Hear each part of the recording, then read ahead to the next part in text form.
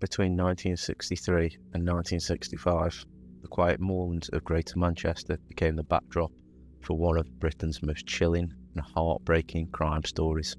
A pair of killers, Ian Brady and Myra Hindley, would commit a series of murders that stunned a nation and scarred it forever.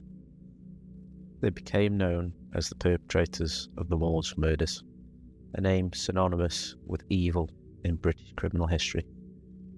But behind the headlines and mugshots lie the stories of 5 young victims and a society that struggled to understand how much horror could exist so close to home.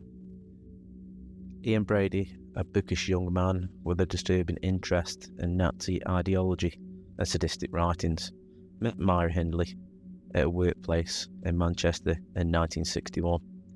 Their relationship quickly turned dark. Brady, manipulative and controlling, drew Hindley into his twisted fantasies. Together they planned, lured, and murdered. Their victims were children and teenagers. Pauline Reed, John Kilbride, Keith Bennett, Leslie Ann Downey, and Edward Evans. Some were abducted from public places, others from their homes or local markets. The crimes were not only brutal, but deeply calculated. They buried some of the bodies in shallow graves on Saddleworth Moor, a desolate and windswept area outside of Manchester. It was here, under grey skies and bracken, that the terrible truth began to unfold. In October 1965, police discovered the remains of 17-year-old Edward Evans.